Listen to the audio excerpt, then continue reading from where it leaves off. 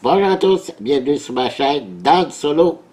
Aujourd'hui, c'est un démarrage de Journey, la colère des démons.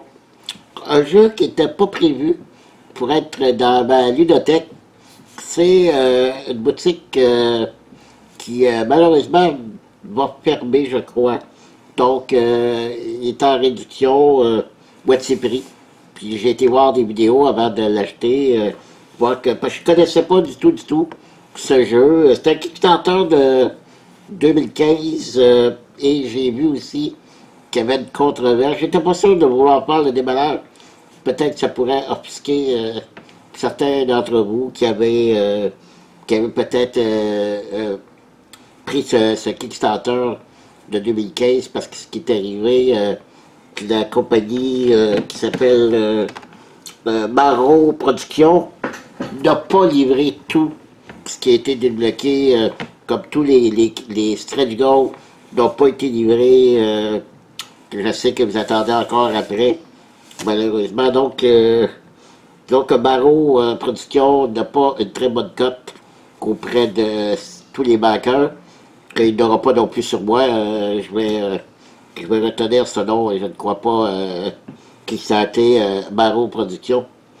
Et ben pourquoi? Ben écoutez, le jeu a été édité par la version française par Edge. Edge qui fait de très bonne qualité au niveau des composants. Et puis en regardant les vidéos, il y avait quelque chose qui me plaisait. C'est un jeu de figurines, ok? Pour ceux qui ne connaissent pas. C'est un jeu de figurines. Donc c'est un jeu qui m'apportait d'autres choses que ceux que j'ai présentement. Et comme j'ai dit, bon, il est à moitié prix, donc je n'avais pas grand-chose à perdre.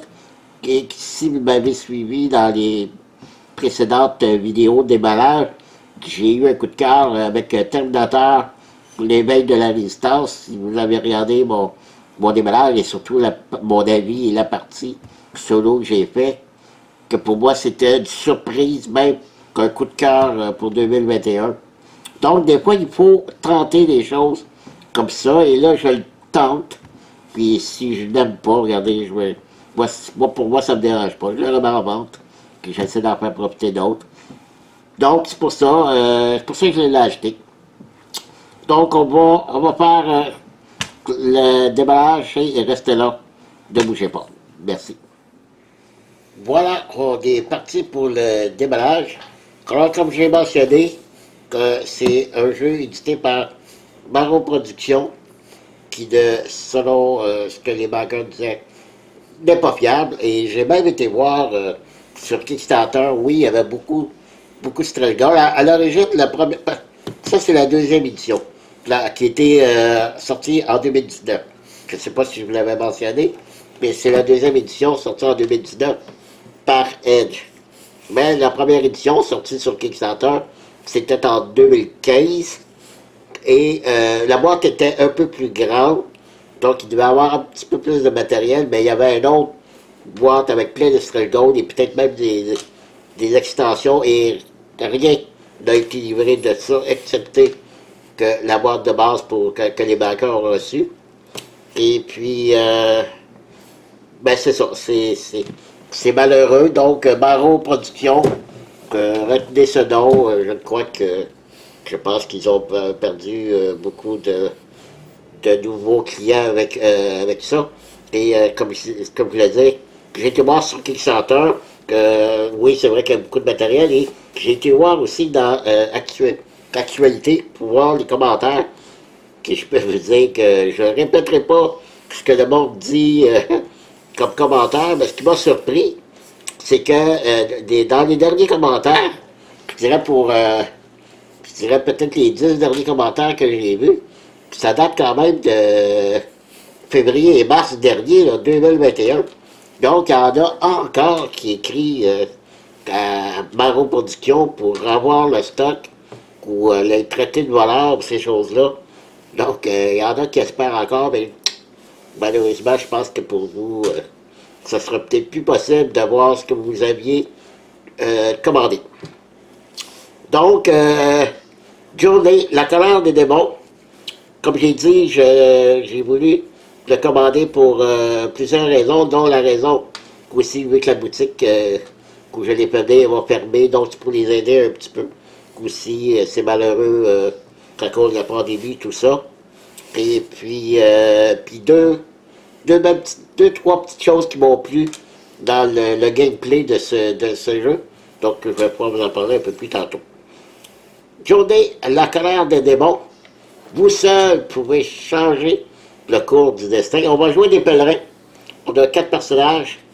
Et encore là, je ne comprends pas pourquoi les compagnies écrivent comme ici. Là, on va commencer comme à l'habitude. C'est un jeu de 14 ans et plus pour des joueurs de 2 à 4 joueurs et pour une durée d'environ 30 à 120 minutes. Et encore là, ce que je voulais dire, de 2 à 4 joueurs, donc ça peut se jouer en solo, en contrôlant les 4 joueurs. Donc même si vous allez sur Board Game Geek, et même dans le livre de règles, ça dit que si vous jouez à un joueur, vous devez contrôler les quatre personnages. Si vous jouez à 2 joueurs, chacun contrôle 2 personnages, 3, bon, et vous savez, ainsi de suite. Donc, c'est déjà prévu dans la règle qui dit que si vous jouez solo, contrôlez les 4 personnages, mais pourquoi ici on manque de 2 à 4? Je ne sais pas. Parce que de toute façon, chaque partie, il faut jouer avec les 4 personnages. Alors, il pourra marquer 4 joueurs uniquement. C'est ça qui est pas correct, parce que lorsqu'on voit ça dans un magasin, moi je me dis, oh, 2 à 4 joueurs, ça m'intéresse pas, parce que moi, ce qui m'intéresse, c'est de pouvoir le jouer en solo. Mais là, je passerai tout droit, vous voyez. Peut-être que c'est déjà arrivé que je l'ai vu en magasin, parce que quand même un jeu qui date assez longtemps, qui ne m'a pas intéressé à cause de ça. Mais c'est surtout que lorsque je suis allé voir sur Board Game Geek, c'est marqué de 1 à 4 joueurs, j'ai dit, oh, ok, je vais aller investiguer un peu plus loin, voir si le jeu m'intéresse. Et voilà. Donc, on va ouvrir ça. Vous allez voir que le matériel est assez joli. Les figurines sont magnifiques.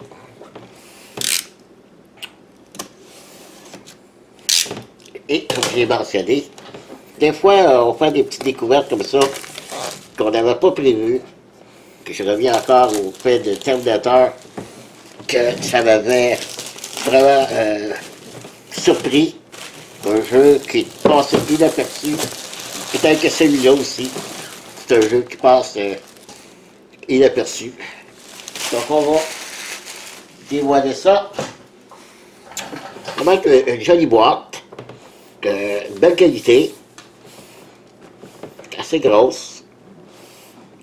Peut-être la taille d'une boîte genre Zombicide.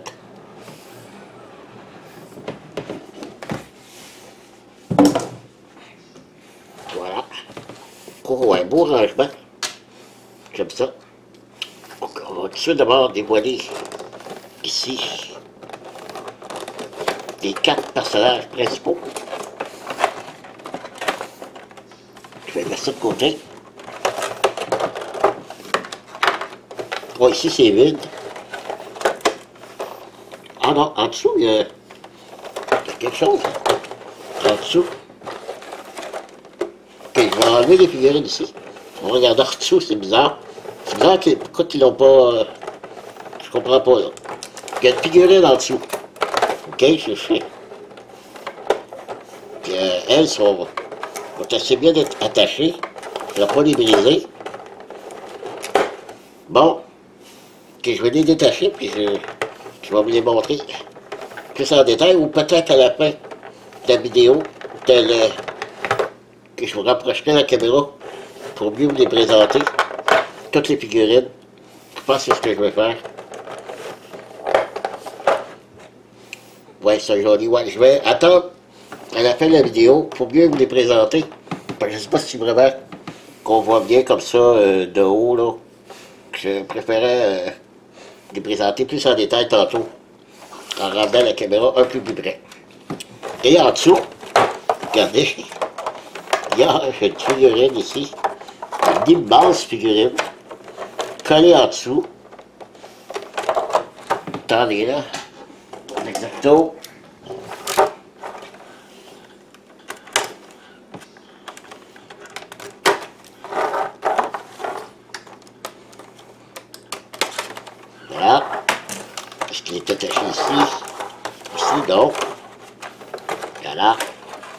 OK.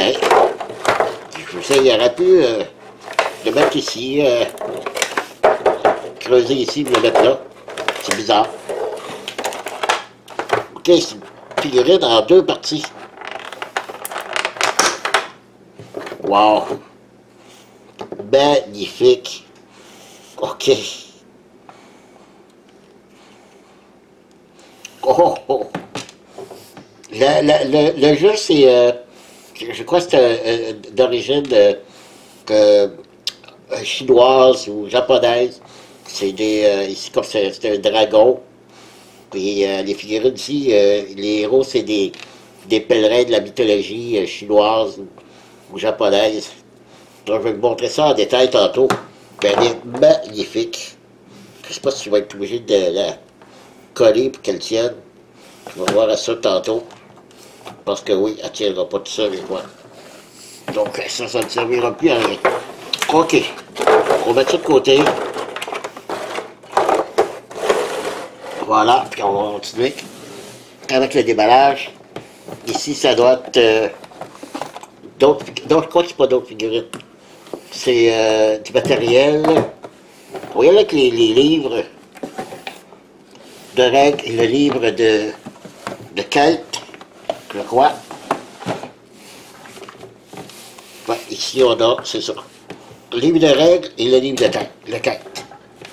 Commençons par le livre de règles. OK, l'aperçu du jeu. Matériel. Il n'y a pas tant de figurines que ça. Vous allez voir, là.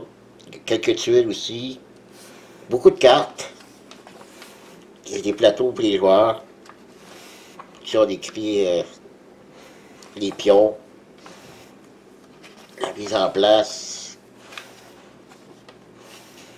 Ah, on écrit en détail chacun des personnages. Je croyais que c'était chacun des personnages. Fiche de profil, OK. Ah, ça, c'est le fameux grosse figurine. Son profil. Déroulement de la partie. Les déplacements. Ah, les déplacements sont spéciaux dans ce jeu. Parce qu'il va falloir toujours bouger. Et lorsqu'on veut tourner, lorsqu'on veut... faut faire face à l'ennemi, puis ça dépend. Si l'ennemi nous attaque de côté ou derrière, on ne pourra pas lancer les dés de défense, d'après ce que j'ai compris. Donc, il va toujours falloir terminer nos mouvements, qu'on soit face à l'ennemi. Et lorsque, je ne sais pas, admettons que ce personnage a 4 de mouvement, ben juste le fait de se retourner sur la même case compte pour un mouvement. Puis là, il va se retourner 1, 2, 3 et 4 puis se tourner. Donc, c'est comme ça qu'ils vont faire les mouvements. Ça va être très important, comment bouger la figurine. C'est très bien fait. Et la même chose pour les ennemis. Pas uniquement pour nos héros. Les combats. Bien expliqué, beaucoup de texte, par contre. Ben, en regardant la vidéo, j'ai compris beaucoup de choses. Donc, ça va aider beaucoup. Ça semble pas être très compliqué. C'est juste de bien comprendre justement ce système de mouvement. Donc, ça va être assez bien pour ça. Ici, on a la référence en arrière. Et ici, le livre de quête. Une des choses qui me plu dans le jeu, vous allez voir, ici, dans le livre de quête, ce sont les tuiles. Vous voyez comme ici, c'est la quête numéro 1. Seulement 2 tuiles. Puis une petite tuile comme ça, entre les 2 grandes tuiles. C'est pas plus grand que ça. Donc, on n'a pas à étaler beaucoup de tuiles. Vous allez voir à peu près toutes les missions. C'est comme ça. Ici, seulement 2 grandes tuiles. Ici, 3 grandes tuiles. 4 grandes tuiles, mais ça s'étale pas là énormément. Peut-être ici, il y a peut-être la seule, là, mais c'est quand même juste 4 grandes tuiles. C'est pas grand-chose. Ici, 2 tuiles. 3 tuiles ici. Ici, 4 tuiles de cette façon. 3 en longueur. C'est ça que j'aime, que j'aimais, parce que je sais pas que ça prend toute la place de la table. Donc voilà, pour ce qui est des quêtes, j'ai passé ça vite, parce que je veux pas qu'on j'y vais gâcher les quêtes. C'était simplement pour vous montrer que c'est pas quelque chose qui prend énormément de place sur la table. Parce que les 4 plateaux de personnages vont aussi être sur la table, étant donné qu'il faut jouer avec les 4 personnages. On va ouvrir cette boîte-là. Probablement que ici, c'est des cartes, je crois, et ok, tout le matériel des personnages, c'est ça. Donc ici, on a le plateau du fameux gros dragon que je vous ai montré. Et ça montre que lui, son attaque, si on voit comme ici le genre de flèche, là, mauve foncé, ben, s'il est dans cette position-là, ben, il peut attaquer tout le tour. OK? Comme ici, ce personnage-là, qui est Tripitaka. Tripitaka, son attaque, 2 dés rouges, 1 dé blanc. En défense, 2 dés bleus. Rituel, c'est 1 dé blanc. Son déplacement est de 3. Puis ça, on va avoir des roulettes. Je vais les monter tantôt.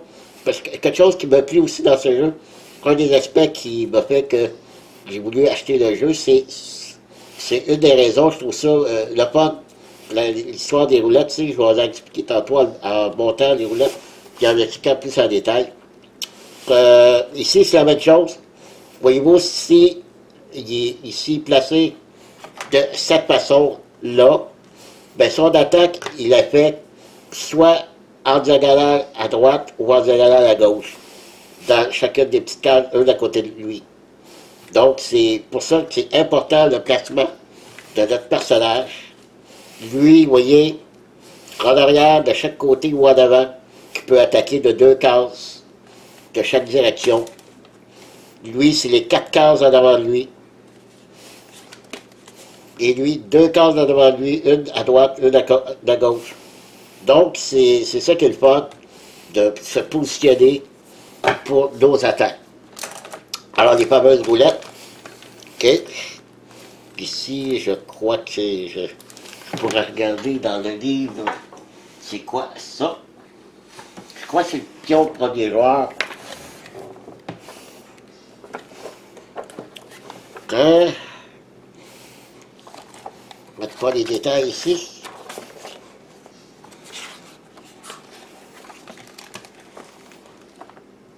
Oui, ici, c'est une pièce Tai Chi.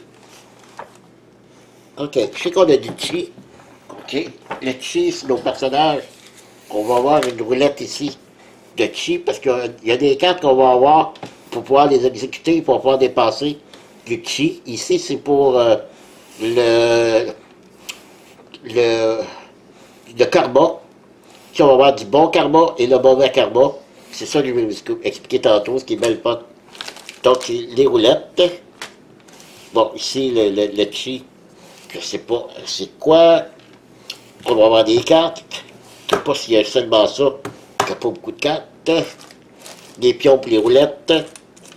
Ça aussi, ça doit être pour les roulettes. Les A, et d'autres cartes ici. Les dés. 6 dés.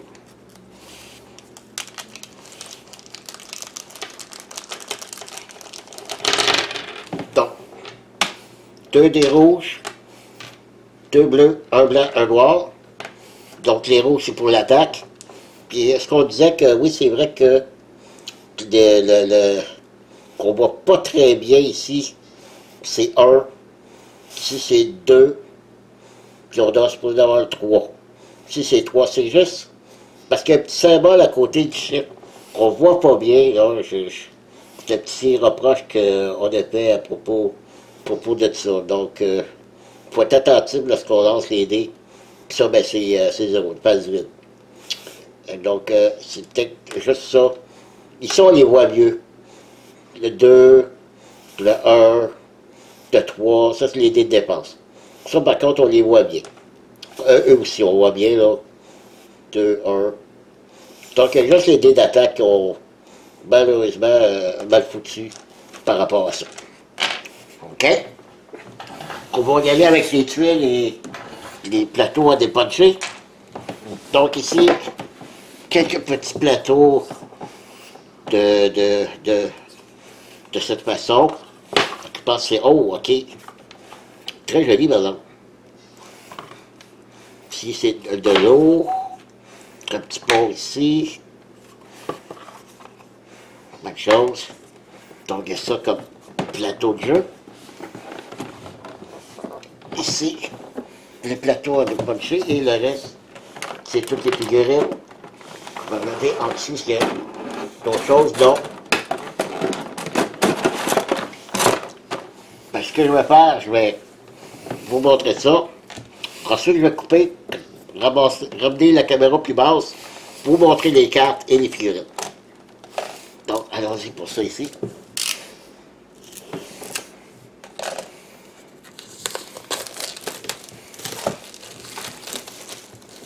Je pense pas qu'il y ait tant de pions que ça. Puis c'est surtout les tuiles de jeu.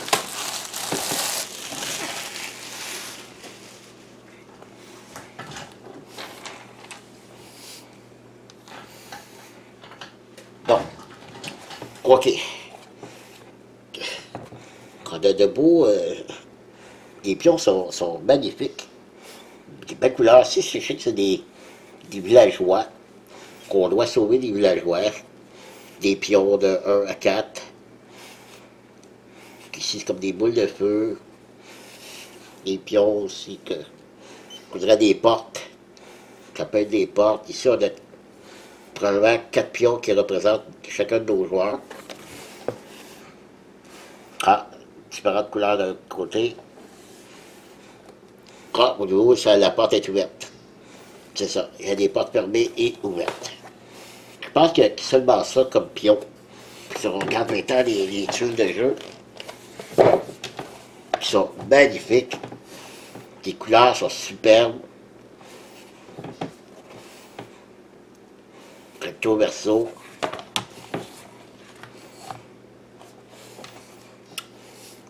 Lorsque, ici on voit là que c'est entouré de bleu, c'est que c'est de l'eau, on ne peut pas aller là. Toutes les cases d'eau, on ne peut pas y aller. Ici à l'intérieur, probablement que c'est ici qu'on va mettre des portes. Ah, la case, tuile encore pareil comme l'autre. Elle, c'est l'intérieur, est-ce que c'est pareil? Oui. 2 tuiles complètement pareilles, OK. Ici, à l'intérieur d'une autre bâtisse. Un autre tuile complètement pareil. OK. Je sais pas si c'est une erreur, là, mais... Ici, on dirait un campement. Ah. Très beau.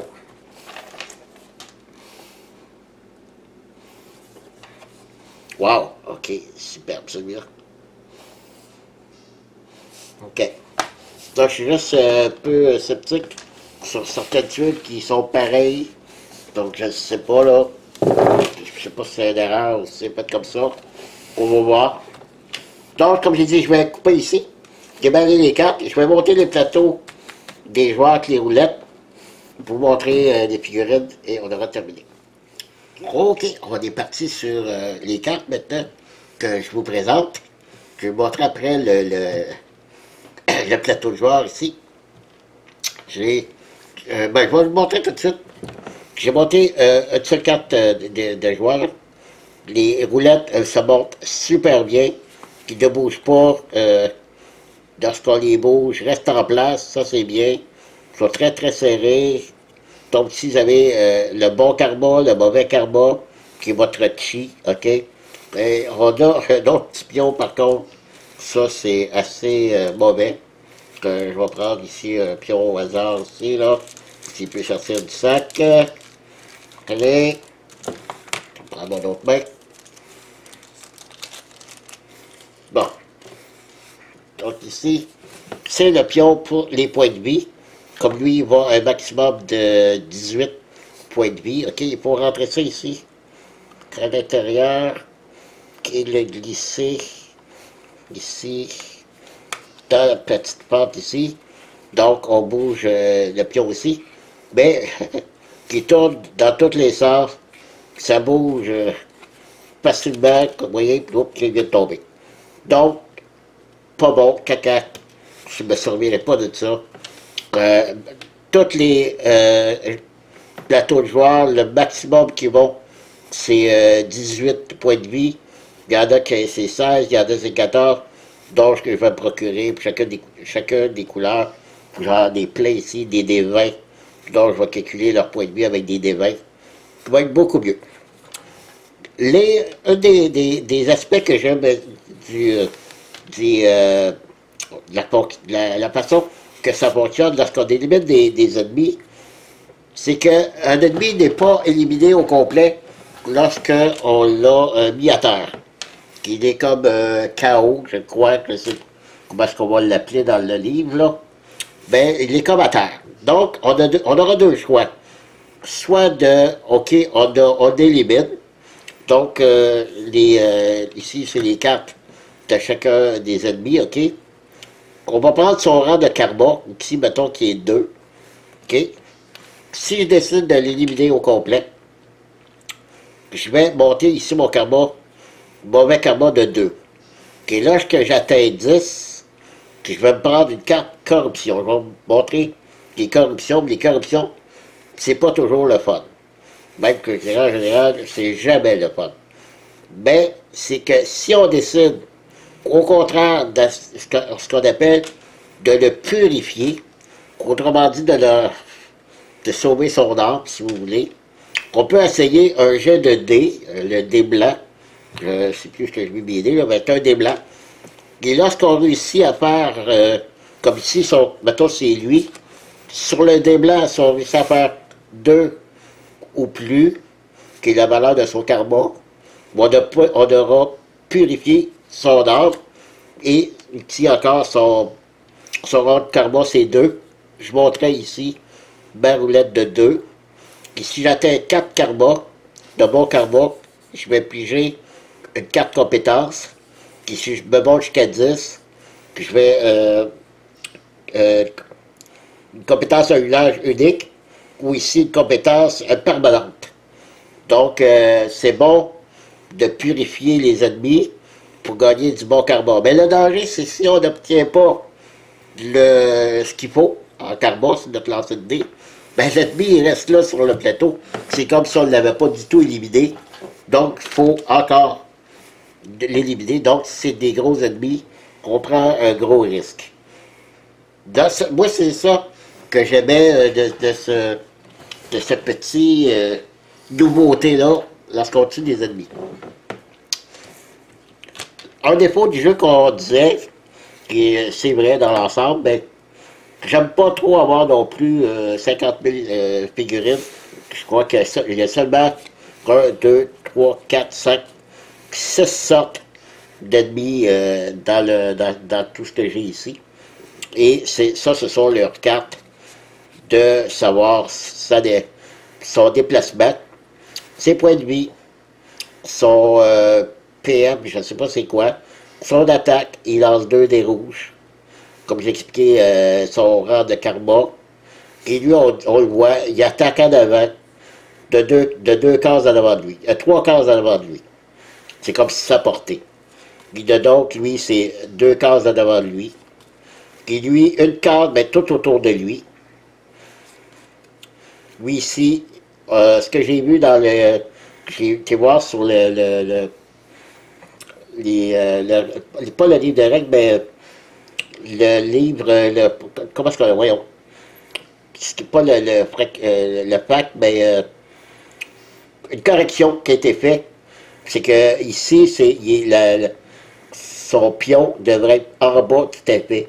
Ici, donc, il attaque comme un T. Les 3 devant lui, et les 3 en avant à droite de lui, et les 3 sur la rangée devant lui. Donc, c'est une petite correction que ça a été fait. Lui-ci, le 2 des rouges. Lui, il lance 2 des rouges, 1 des noirs. Le des noirs, s'il obtient un 1, il va faire ça de plus. Un 2, ça, un 3, ça. Donc, ils sont plus puissants. Alors, voilà. Ça, c'est des cartes ennemies. Ici, ce sont tous les cartes de compétences de chacun de nos héros. Vous voyez, ils sont de chacune des couleurs des héros. Donc, on a plusieurs compétences comme ça. Puis ici, comme j'ai expliqué, c'est ici qu'on va dépenser notre chi. Lui, ça coûte 2 chi. Activé avant l'action de déplacement. Vous pouvez vous déplacer à travers tous les obstacles. Vous devez terminer votre déplacement dans une case libre. Alors voilà, ça c'est une des compétences. Puis il y en a comme ça pour tous les pèlerins. Le mauve, le vert. En fait, le mauve, ça doit être pour le bleu, parce qu'il n'y a pas de mauve dans les héros. Donc, ça c'est le bleu, le vert, là, le jaune et le rouge. Ils ont tous le même nombre de cartes. Mais ils ne commencent pas tous. Avec toutes ces cartes-là, je crois qu'il y a des cartes de base avec lesquelles ils commencent. Ici, ce sont leurs armes. Encore là, ils ont 3 cartes d'armes pour chacun des pèlerins. Et ils commencent tous avec une carte de niveau 1. Et je crois que il y a un moment donné où on peut augmenter, je ne me souviens plus c'est quoi, mais on peut augmenter notre niveau en niveau 2 et en niveau 3 durant la partie. Et ça, ça dépend du dé. Lorsqu'on fait notre attaque avec 2 dés rouges ici, le dé blanc, si on obtient un 1, on va faire plus 1 en dégâts, un 2, plus 2 dégâts et 3, plus 3 dégâts.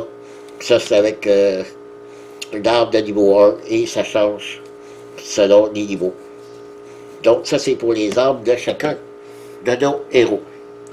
Par la suite, ici, c'est les cartes un peu à la manière de Zombicide. À chaque tour, on va avoir, je vous ai montré les pions. Il y avait des beaux pions, on aurait dit des boules de feu. En fait, c'est des portails. Qui vont avoir des portails sur le plateau. Et à chaque tour de jeu, on va faire apparaître de nouvelles créatures. Voyez-vous, c'est un peu à la manière de Zombicide. Ici, on rajoute un général taureau Borak. Donc, on rajoute ça, c'est une évocation. Donc, il y a toutes ces cartes-là dans les cartes. Il y en a, ça les fait bouger au lieu de faire apparaître des nouvelles créatures. Mais sinon, c'est ça.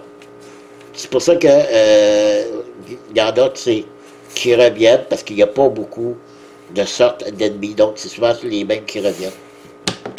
Ici, j'ai une carte qui indique rien. Il y a nulle part où c'est mentionné, je ne sais pas si c'est quoi. Ici, j'ai... ah oui, ben c'est justement... Lorsqu'on prend du mauvais karma, on va avoir une carte de corruption.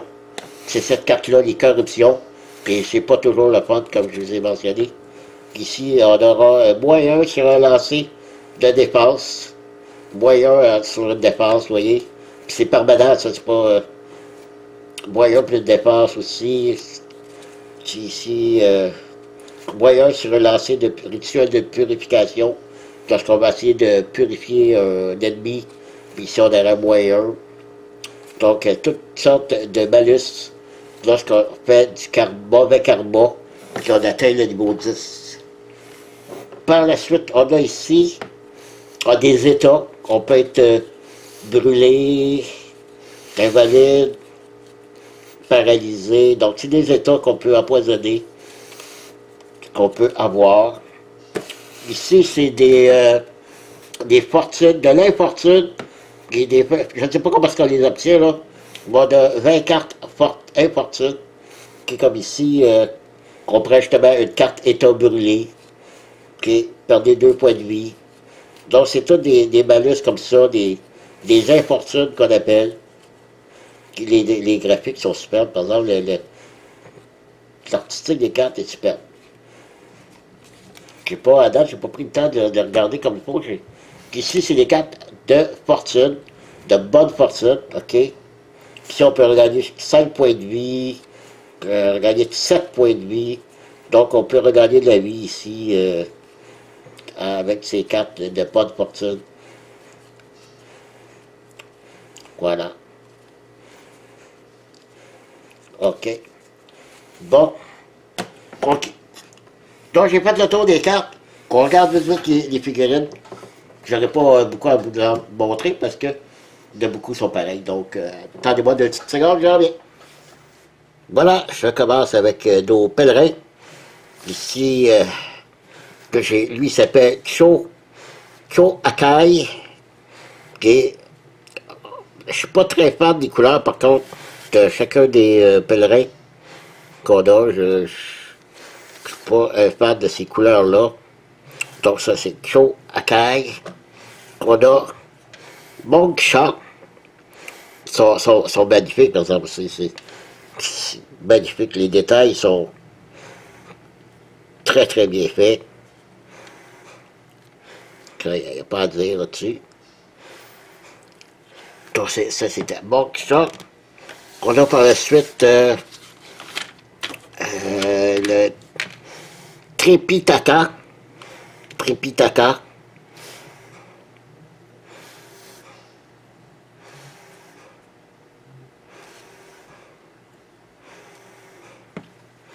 Voilà. Et pour le dernier pèlerin, on a le roi singe. Le roi singe. Très joli. OK. Dans les ennemis, on a, c'est à peu près tous des taureaux, là, qui ont chacun un petit nom différent. Mais ils portent tous le nom minimum taureau. Taureau berserker, taureau ci, taureau ça. Donc là encore, sont superbes. Ouais. Petite figurine. Ici, on a des taureaux archers.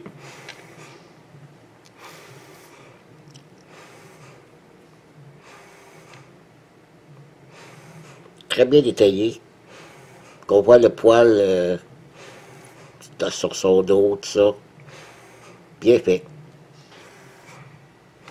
Ensuite, on a cette petite figure-là que je ne sais pas du tout.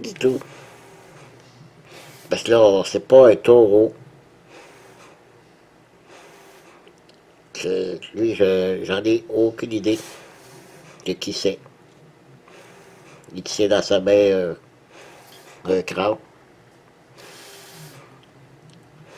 Voilà. Et dans les plus grosses figurines ici, lui, il prend une case. Là, je vais tout montrer des figurines des ennemis qui prennent une case. Parce que comme dans les héros, là, vous avez vu, là, qu'il y en a qui vont prendre 2 cases. OK, vous voyez la grosseur. Donc, ça aussi, ça rentre en ligne de compte lorsqu'on veut bouger nos personnages et les personnages ennemis, parce qu'ils vont occuper 2 cases. Puis, et si on veut la tourner, mais qu'il y a un autre ennemi, un ennemi ou un héros à côté et qui ne peut pas tourner à cause que ça bloque. Donc, des fois, j'ai vu sur la vidéo, là, nos personnages peuvent rester bloqués. Donc, il faut vraiment réfléchir à nos déplacements. Si on veut que nos héros, nos pèlerins puissent rester ensemble pour se combattre ensemble, qu'il faut qu'ils se placent de pas nuire à l'autre. Celle-ci, là, est magnifique aussi. Mais je vais être obligé de sortir du plastique parce que, regardez, là, j'ai beaucoup de misère à la sortir. Elle est très solide dans le plastique. Elle est pas dedans. Que je ne m'abuserai pas à chaque fois pour les enlever et les remettre à chaque fois. Je vais finir par les briser. Donc, je vais être obligé de me trouver un système de rangement mieux que ça. Donc, un autre taureau, ben, ici, sur style Minotaure, sur 4 pattes. Encore là, c'est magnifique. Et une des dernières grosses, l'avant-dernière grosse, là encore, sérieux, vraiment beau. Elle, là, c'est digne qu'on pourrait dire d'un bibelot à mettre sur table, notre bureau, parce que franchement, là, très très belle. Voilà. Et je n'ose pas l'affronter, le rapport. Et ici, probablement le boss. Le boss des boss. Et encore là, je vais être obligé de le coller, lui, puisqu'il ne veut pas tenir du tout. Là. J'ai beau peser dessus pour le renforcer dedans, mais il ne veut pas rester en place. Donc je vais le coller. Ben, comme ça, vous voyez bien là. Regardez ça, c'est magnifique.